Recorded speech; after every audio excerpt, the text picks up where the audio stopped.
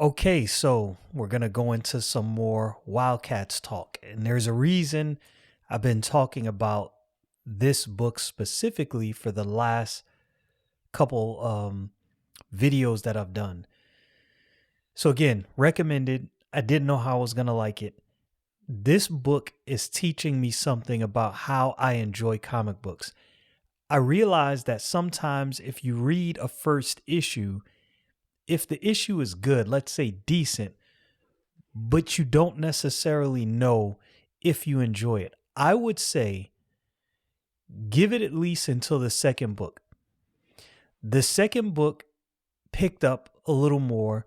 The story was kind of confusing because I didn't understand where exactly the writer was going with the story.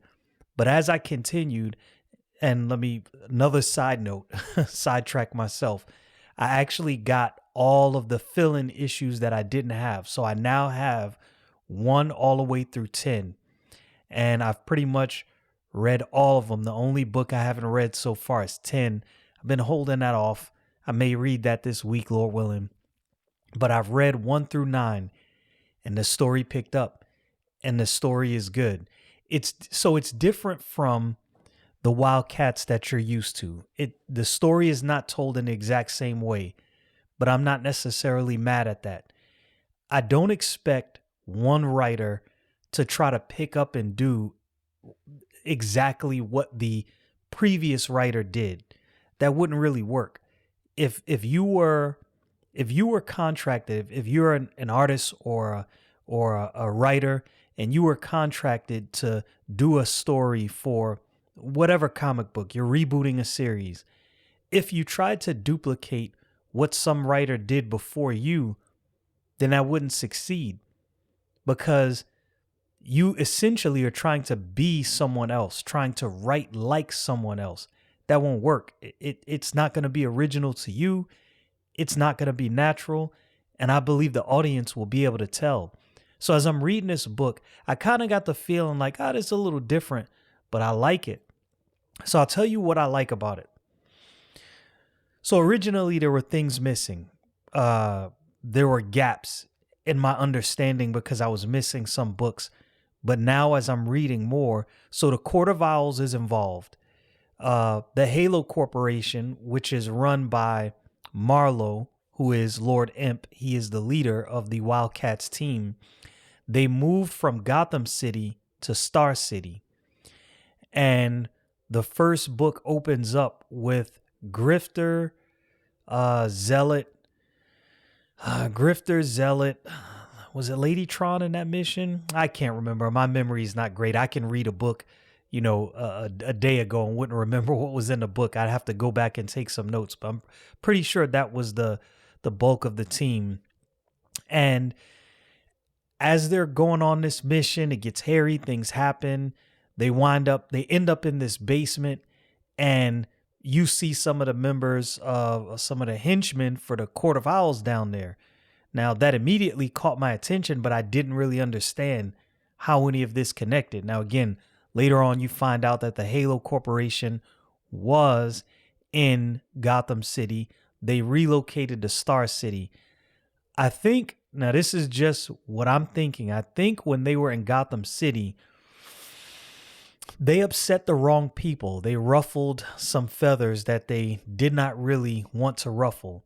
Now, I don't think Marlowe is a bad guy just yet, but I think he is playing his cards close to the hip and trying to figure his way out of this situation. It seems like there's some nefarious people that have got into the Halo Corporation. If you don't know, the Halo Corporation is where the Wildcats team operates out of. I'm trying to remember, they call them, because it used to be Covert Action Teams. That's what CAT stands for. Now it's like Crisis Aversion Tactical Squad or something like that. But my guess is, since this is a bit of a retelling and an origin story, they're going to eventually become Covert Action Team again. I think that would be smart. And I understand why the writers went in the direction that they went in for this book. So the Wildcats are being incorporated into the main DC universe. I think the whole Wildstorm universe. So you kind of get narration from Grifter through a lot of these books. Actually, in a way, the book is told from the vantage point of Grifter, especially when he's in the scene. There's other things going on, but you kind of get a backstory. They were on another version of Earth, another dimension. It was overran. Things got destroyed, and they came to this dimension, and now they're doing everything they possibly can to make sure what happened in the dimension that they came from doesn't happen in this one. That's brief. There's a lot more going on. There's a lot of strings being pulled and a lot of moving parts to the story, which I thought would be confusing at first. But now that I've read the other books that I was missing, I'm like, oh, this is coming together. Grifter shooting Void makes more sense to some degree. Grifter is a comedic loose cannon in this version of Wildcats. The comedy they've added is not bad. Sometimes books can get a little crazy and over the top with the comedy. I think it works. Grifter, in some ways, in his comedy, is reminding me, it's like a mix of Peter Parker and Deadpool. That's kind of the impression that I got. I don't know if that's what they were going for, but that's the impression that I got. Of course, the writer is Matthew Rosenberg. The artist is Steven Segovia, and he's a good artist. I like his art. I think his art matches the Wildcats. It fits. I didn't know if I was going to like the Wildcats in the DC universe, but now that I've read multiple of these books, I hope this series continues. So what I'm going to do is I'm going to go to 2 reviews. First, I'm going to go to a review that gave this book a bad rating, and I'm going to go to a review that gave this book a good rating, just so you can hear both sides of the coin. You get to hear somebody who likes it and somebody who doesn't, and you get to see what they think. So I'm on comicbookroundup.com. So I'm going to go down. This review right here is 5.5, right? Not good. So I'm going to go to that review first, and we're going to see what he says about the Wildcats. Is it good? Wildcats #1 is a unique case of a writer trying to capture the irreverent charm and snarky wit of a bygone era while missing the mark completely. Is this a terrible comic? No, I've read much worse. But if this is how DC intends to bring Wildcats back to the collective consciousness of comic book readers, DC would have been better off letting the property sleep for a few more years. Whoa, whoa, whoa. Tell us how you feel, Mr. Reviewer, sir. You chastise. Fine, fine. Again, it's not the worst comic book ever, but the word that comes to mind is pointless. He really doesn't like this comic book. Rosenberg's premise centers around the 3 OG Wildcats, Grifter in the absolute worst costume downgrade ever, Zealot and Deathblow, on assignment to recruit a scientist for the diminutive handler, Director Marlowe. Rosenberg does a decent enough job capturing the reckless nature of Grifter's personality. The team's first mission is botched spectacularly, and the post-mission debrief is as irrelevant as you would expect in a Wildcat story. However, the story stumbles right from the beginning by failing to clarify one necessary piece of information. Why does Marlowe want a scientist? You might be tempted to think this is a small question, but it's not. The mission to recruit a scientist is the crux of the entire issue. It's the motivation behind everything. The Wildcats behind everything the Wildcats do. So without it, the team makes a mess without an apparent reason. No stakes are established, no urgency is set, there's no goal in mind, and the team has no sense of purpose other than to follow orders. In short, this is as engaging as watching somebody drop a bag of groceries after running an errand at the grocery store. Segovia's art is decent enough. Segovia is better known for comic covers. While the level of detail in the internal pages doesn't live up to the level of detail on his covers, the action is energetic and the panel compositions are solid. The issue is a perfectly serviceable art delivery if you can look past the horrendous grifter costume design. Now, this review, I'm not mad at him for the review. 5.5 out of 10.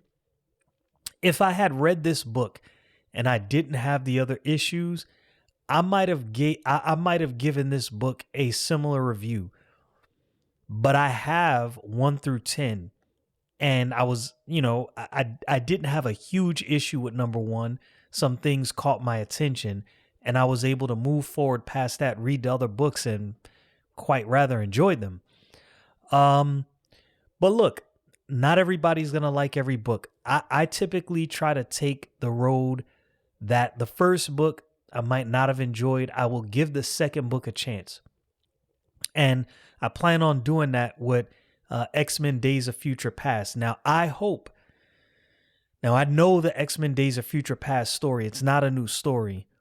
But I do hope for the next book they change the artist. Now, that's not likely. Typically, an artist follows a run, at least the first couple books. But I really do hope they change the artist, because for me, the artist for that first book really took me out of it. It just was not good. Okay, so that was the bad review. He did not like it at all. So now, and that reviewer was Gabe Hernandez. Now we're going to go to a review by William J. Jackson, and we're going to see what he has to say. He gave it a 10. Wildcats number 1 from DC Comics returns the former Wildstorm property to the funny pages in a bold way. Matthew Rosenberg is the writer for the new series, cementing the team squarely in the DC universe. Steven Segovia provides the artwork, with Elmer Santos on colors and Ferran Delgado handling letters. Fans have been waiting for the return of Jim Lee and Brandon Choi's alien-killing anti-heroes. They got some time to shine in Batman Urban Legends, which I'm going to have to pick that up and see that last year. And now it's time for them to blow up in their own series. If you haven't heard of the Halo Corporation, run by Marlowe, the Wildcats' argumentative leader was holed up secretly in Gotham City. As usual, they were hunting for Demonites, the ancient enemy of the aliens known as cherubim, who are creeping around in human forms. A neat twist in the story is that in the DC universe, they've escaped too. Superheroes see the Wildcats as terrorists. This puts them in a very tight timeline while running ops. They got to get it done, and they got to get it done really fast. So far, everyone is present on the old team. Cocky Merc Grifter, enigmatic space-time goddess Void, Master Warrior Zealot, and uber cool Lady Tron, who also end up with other Wildstorm icons like Deathblow, a character I look forward to learning more about, and Fairchild of Gen 13. Oh yeah, I forgot. She was on that first mission as well. Either the first or the second mission. Most of the original building blocks are in place for the team to restart their mission, with a lot of new fun wrinkles thrown in by the end of the issue.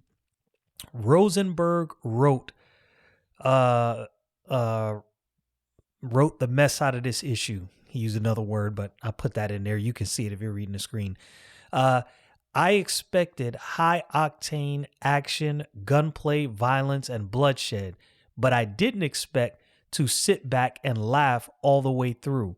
Cole Cash, aka Grifter, is written exceptionally well, and I came to like him even more than I did way back in the day.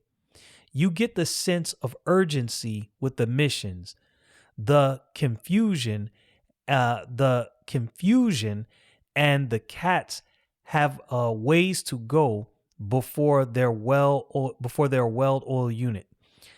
They have enough cohesiveness to satisfy old fans like me while keeping the story loose enough so new readers won't feel like a third wheel coming in.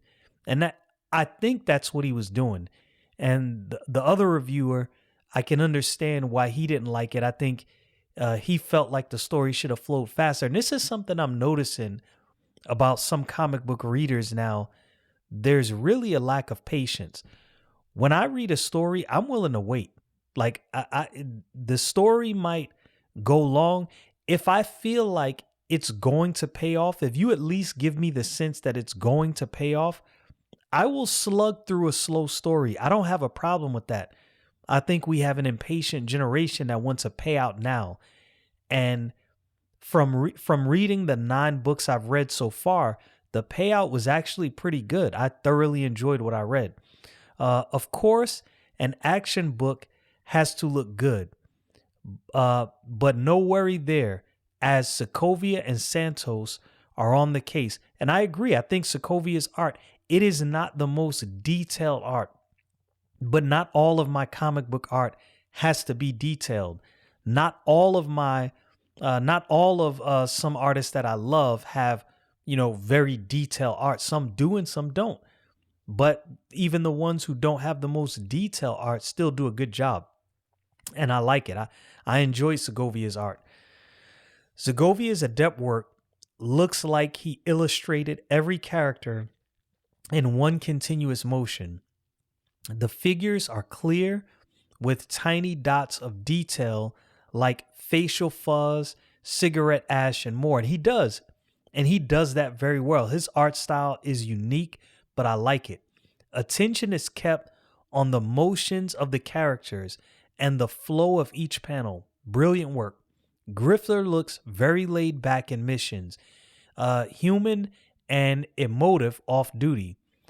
I love his takes on all the team members. Nothing could dazzle it more, but then Santos arrives with a bevy of lighting, shading, and color schemes to make everything from the simple to the exotic pop. And that is very true. Some of these colors really do pop. The issue has bursts of cool, neon, and warm colors cut into by the imaginative SFX and lettering of Delgado. For a book of hardcore folks killing low-key aliens, Wildcats moves and fires like a thrilling vacation to a science fantasy resort, and I love it. This dude really loved the book. Wildcats #1 is a hit out of the gate. The characters are varied, standing out from each other. There are some fun ways the team targets have infiltrated the DCU. I look forward to seeing who else they've corrupted and what happens when they have run-ins with other heroes, which, as I told you, they already had a run-in with Superman that was actually fairly enjoyable. This issue was fun and a sheer blast to read. Thanks to the entire team for giving us Wildcats back. This offers something a little new, and to the left of DC's usual titles. Go out on a mission to get this one, y'all. And I would say I agree with him. So the first reviewer, gave it a 5.5. This dude gave it a 10. I don't know if I'd give it a 10, but I would say Wildcats, so far from everything that I've read, I would let's see what I would say. I would say it is a solid 8 to maybe 8.5. A book that I would definitely recommend you pick up if you're looking for something good to read, you haven't been into comic books for a while, and you want something with a story that'll keep you on your toes. Because I'll be honest, I can't figure out what's going on. Like, I know what's going on, but you know how sometimes you could guess what's going to happen next? Rosenberg kind of has me on my toes. I cannot say that I know exactly what's coming next. I'm reading this book and I'm just thinking to myself, oh wow, I don't know what to expect here. I don't know what's coming next. I don't know where he's gonna go with this, where he's gonna take this story, but where he's taken the story so far, I enjoy. So my call is I'm on issue number 10. I haven't read it yet. So Wildcats reboot from DC 1 through 9, worth picking up. It is a good story, a good book with good art that I think will keep your attention.